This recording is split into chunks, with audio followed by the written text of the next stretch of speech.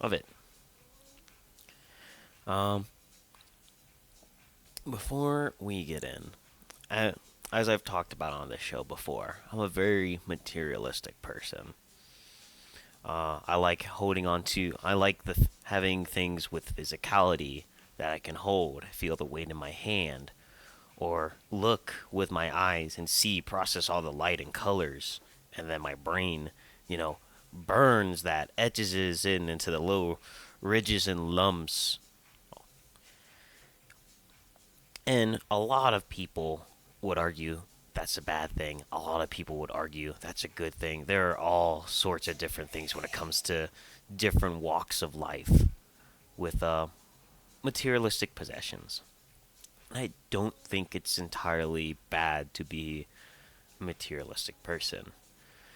I very much like holding on to things that have a lot of sentimental value. For example, this hat I'm wearing was given to me by my brother. This pin somewhere here, yep, right here, was given to me by one of my closest friends. This jacket here is from one of my favorite animators. They sold it for a limited time, and I wanted to show my support to a childhood creator of mine. Uh, Shirt, it's a Dragon Ball shirt. It's one of my favorite animes. You know, I'm a big weeb. We talk a lot about anime on this show, which I think is fitting for wearing this today. And then right here, I have a little Polaroid photo of this little chap right here. This little chap right here is my grandfather, or we all call him Papa. It's from, if I'm correct, his middle school days. And I keep it tucked in my wallet with me everywhere I go. Speaking of which, this very same wallet is older than me. It's probably older than my dad. It was given to me by my dad. So everything I have, almost like about, I want to confidently say 80% of everything I own has been in some way connected to a person or memory in some kind of context or era of my life. Today we're talking about loss and perfectionism. The two medias we're talking about is going to be a friend of Bug Hunter. Ooh, Bug Hunter. Ooh, another Bug Hunter mention. But no Bug Hunter, just a friend of his. TNC, also known as the Narcissist Cookbook. This is his second album, Him, which is an album that was written as a musical with one song. That one song being The Receiver of Wreck. This album was written in a very raw and vulnerable way of walking along with him through his grieving process of losing his father, the death of his father. And if I'm correct, the song Receiver of Wreck was only finished after 2 years of being written the day his father passed. There's a lot to unpack with it, but that's something we'll get into in a second here. The second thing we're going to be talking about is actually another show, an anime specifically. That anime being Frieren. A very popular anime. You may have heard of it more likely than any of the other shows I've ever talked about on here and such. Sorry, forgot to turn off my phone. Bad habit of mine.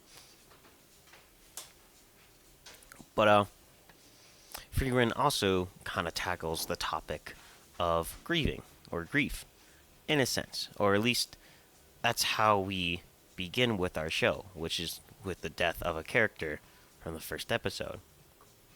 That's how we get chugging along on it. As for our usual shebang we do on it, I'm going to save the announcements for later in the episode. We usually do them the first thing, but I want to get into this as quick as possible. We're going to be breaking our golden rule again. There might be some swears. Watch out. Cover your virgin ears. But we're going to start with our usual quote. And I think there's no better phrase to fit today's episode than this. which is there is no normal way to grieve. There's no normal way. Everyone grieves differently. Everyone mourns in very unique ways. And there is no perfect way to do it. Well, we're gonna be starting off with him, and then we'll talk about Frieren. We'll go into that afterwards. But with him, now notice how I said earlier, it was written as a musical with one song. And throughout the album, we are listening to the song Receiver of Wreck, where throughout the album it is changing, growing. And the in-betweens of listening to those songs, there's a lot of spoken word bits where all the songs in the album that are capitalized, those are the spoken words parts of the album, where it gives a little monologue of just being like his experiences with tackling the death of his father and finishing the song Receiver of Grief. We're going to be talking about 4 songs. Or songs, quote. We're going to be talking about all the spoken word pieces and the final version of Receiver of Wreck, which is the last song in the album. But it's Unwelcome Guest, Matador. I can never pronounce this word. Phylactery? Phylactery? I know it's like a box from a Jewish tradition, if I'm correct. I'm not too familiar. And then, of course, the final Receiver of Wreck. And we're going to go through all the spoken word stuff first before we get to Receiver of Wreck. And if I'm correct, before we get to the first spoken word bit, we hear the very beginnings of Receiver of Wreck throughout this song, which is just him figuring out strum tune and whatever. I'm not going to get into all that. I want to focus on the spoken word bits, just the raw emotion, talking, letting it loose, letting it rip. And he talks about how the train he would usually take, the first theoretical stop, would be passing by his father's flat. And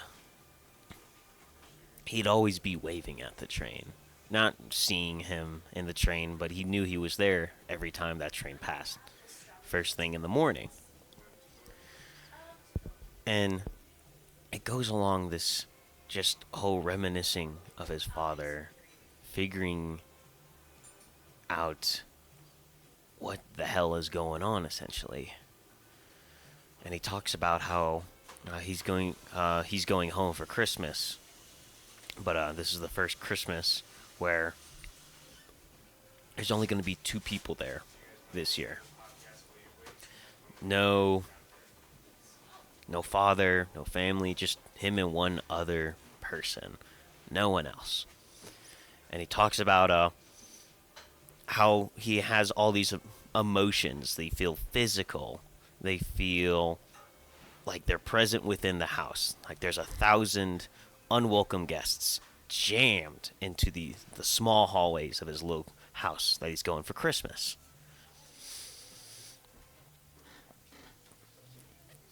And it's with that, we get to our next spoken word bit. He calls Matador, where it opens up with him asking his father, what did you do when your father passed? He says he was 17 when he asked this question. And his father responded with, I don't know. I just went. People die, parents die. That's what they do, Matt. That's what they do. And in that, he talks about how he could 100% tell by the look on his father's face. He wanted to say more. There was more. He wanted to speak more on it. But he couldn't. It was just too hard to take it on.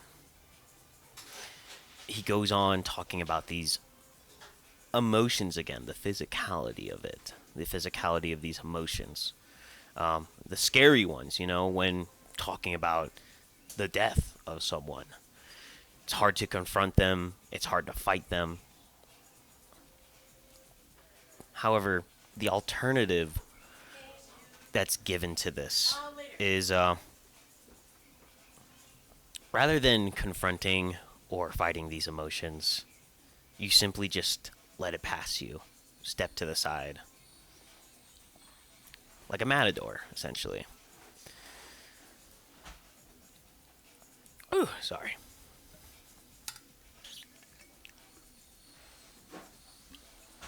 Little water break. But what I'm getting at here is what he's trying to say is it's just he's been sitting with these emotions, not exactly confronting him, but not exactly pushing them away. Just it comes and goes with the struggle of finding a way to perfectly handle this big tumbling beast out of the darkness, these emotions. And he doesn't know where it's going or where they've gone. And that brings us to our third song, phylactery. I'm just going to say phylactery. Forgive me for butchering the word.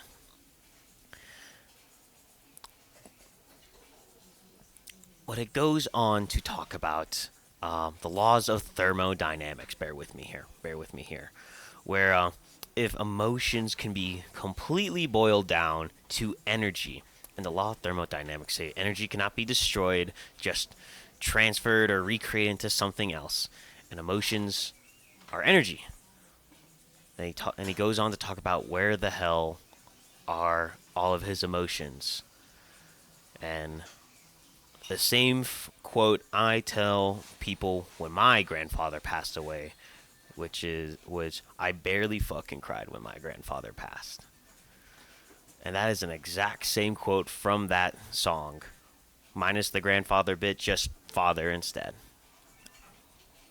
And he talks about how he just kept going and going, just never stopped, never sat down for a second, because he couldn't cry.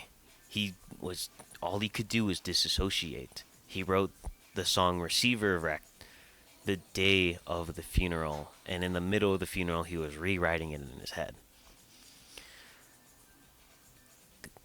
And he talks about how deep down he felt by finishing this song. He wanted it to be perfect. He wanted it to be everything it could. He could be finally done with mourning his father, moving on, letting it go. But that is not the case. He, in a sense, could never finish the song. Never really did. However, he was totally okay with letting that go. And in that way, he, as well as with finishing the song, finished grieving about his father after 2 years of working on this song.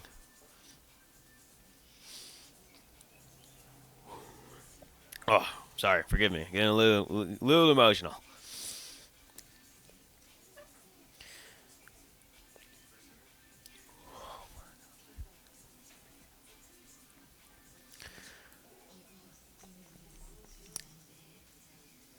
All these 3 spoken word bits from the album we have talked about so far is, I would like to say, almost an exact mirror, minus the songwriting parts, of how I felt when my grandfather passed. He was all the way in Indiana, on the other side of the continent. I didn't even get to be next to his deathbed. It was just a phone call, and my mother came into the room with the phone, and I was like, yeah, your Papa's gone. He passed away. And I just shut down. I didn't cry. I didn't feel sad. I didn't feel mad. I didn't feel destroyed. I didn't feel anything. First thing I did was just hop on my computer and stared at a blank document for one whole day. Did nothing on it, on my desktop. It was the same thing with school. I didn't really talk to anyone. I didn't really tell anyone about it. I just got what little schoolwork I usually get done, go home, talk to friends. I continued about my everyday life. And this was like 10th, maybe 11th grade. Uh, Sorry, my brain's a little fuzzy. 11th or 12th grade. Maybe even later. I don't remember a lot about it. Mainly just because I never really sat down to think about it. I kind of just pushed it to the side. I'll let it run past me. I'll just let it sit in my head, scurrying about, never really stopping it, sitting down with those emotions. And to this day, still have trouble processing it. Never really took time to properly mourn, to properly grieve.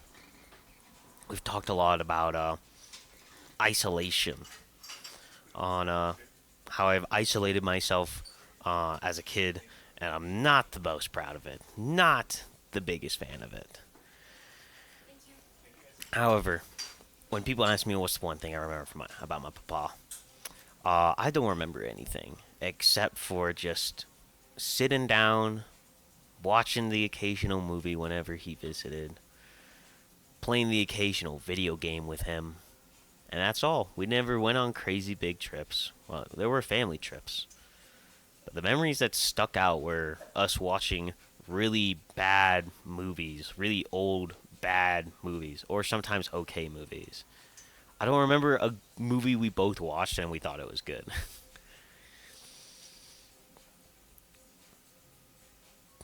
But this is, I like to believe, a regret everyone shares when they lose someone, which is, I wish I spent more time with them. I wish I spent more time with my papa. I wish I got to know him better. I know so much about his later life, but I don't know a lick of anything about him. About it being a young adult, a teenager, a kid, or him in his 30s, or him in his 40s, or any of that. I don't know a single thing about it.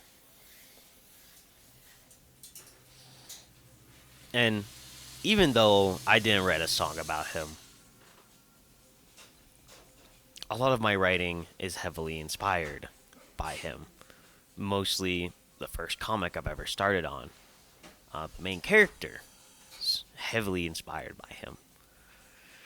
And I always wanted to somehow, it was such a pipe dream, but I wanted to get something done with it so I could show it to him before he passed on. And I never got there. I was never able to show him, in a sense, the potential I had, my passions about writing. And I think that was the biggest source of regret of not getting to know him better, was not only didn't get to know him as much as I wanted to, I didn't get to share as much with him. And that was just a thing I struggled with back as a kid. It's just how it is. I wouldn't say I moved on. Like I said, I just kept walking and walking and walking until someday during the pandemic, I really did finally sit down with these emotions. This was after hanging out about the passing of my uncle as well, who's very close to me. Didn't know him long because he married into the family. But I loved him with all my heart. He was a great guy. He was a fantastic man.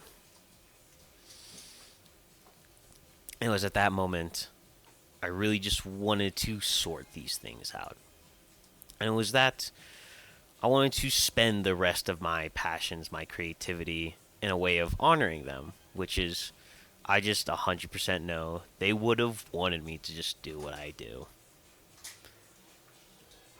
Which was just letting go of the things I couldn't do, get done, all of those regrets. And as much as I hated that idea, as much as I didn't want to do that, it was for the best. because there's no perfect way to get that done. There's no perfect way to grieve. No matter what you make, no matter what you do, it's not ever gonna be 100% there. You're always gonna find a way to make it better, or I could do this, or I could do that. Well, I think that ultimately just is more damaging than anything. That's the grieving process. It sucks.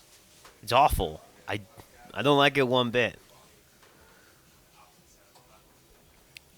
But I've talked a little bit about honoring their memory, which is a lot to do with Frieren.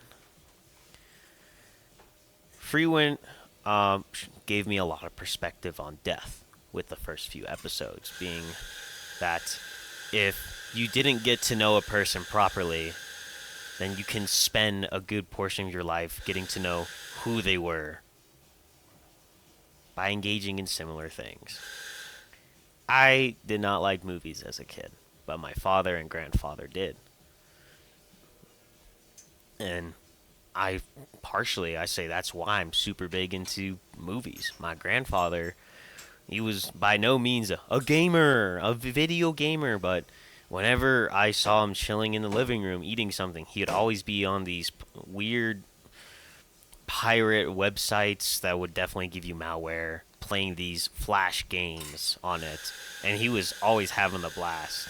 And he'd be like, "Oh, hop on your laptop and you can play it too," and we'd sit down next to each other and playing it. And now I'm the biggest video game nerd I know in my friend group. Frieren follows a party of heroes who have killed the Demon King.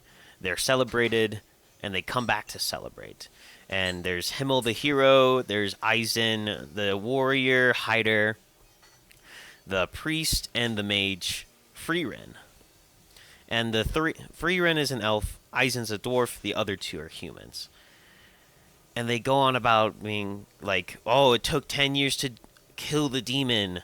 Amazing, incredible. What an adventure, all the friends we made, all the memories we made." And Frieren just goes, "It was just such a short time."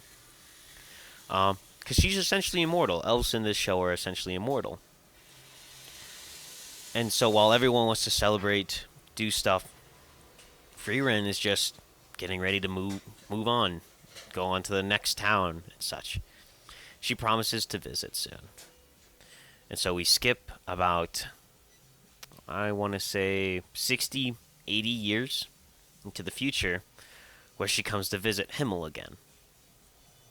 And Himmel's old. He's decrepit. He's at the end of his life. The party gets back together for one more adventure to go see the meteor shower that they saw the day they defeated the Demon King. And at the end of that, he's like, "Thank you for one last adventure." And it cuts to his funeral, where he's being mourned, open casket at a church, and then buried. And this is when it hits Frieren, where she wished she did more to get to know him.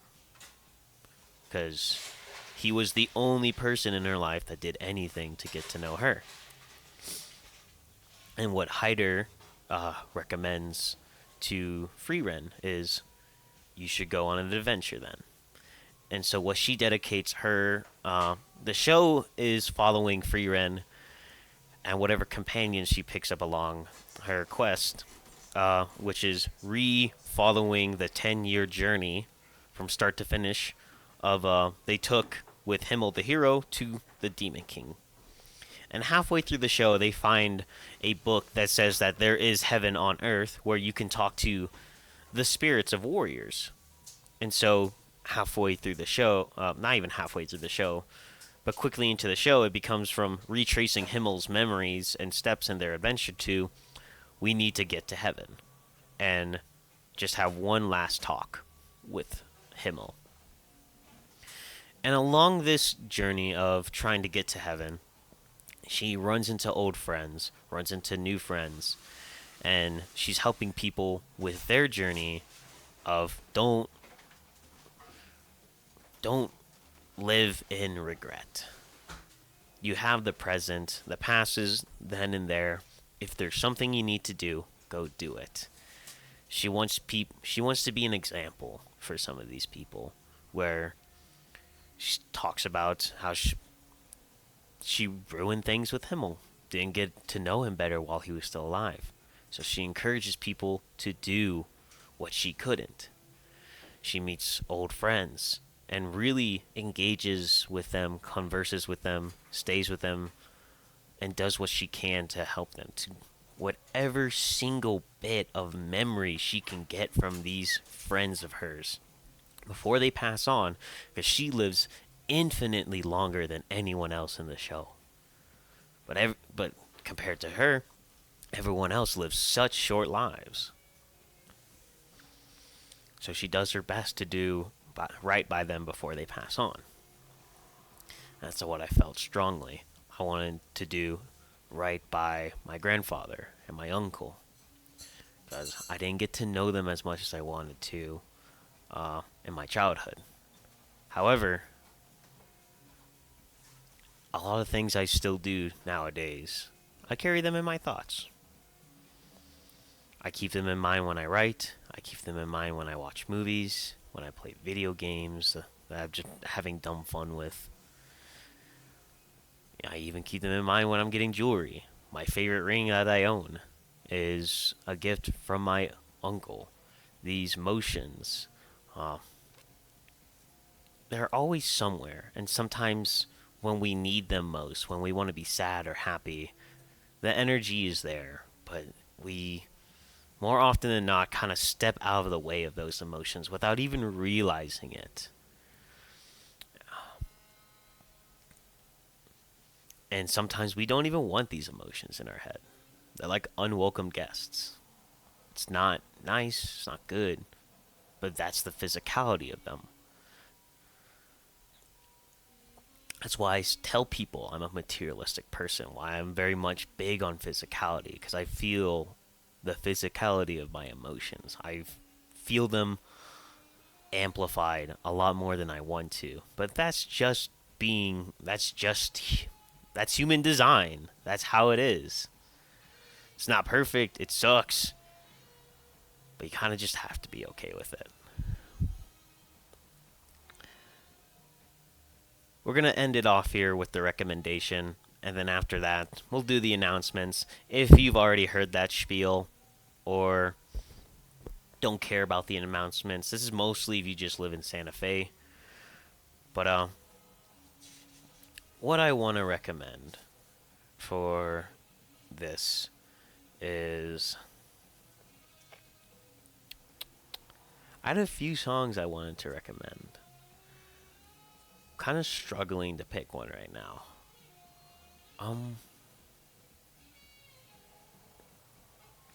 You know, I'm not gonna recommend a song actually.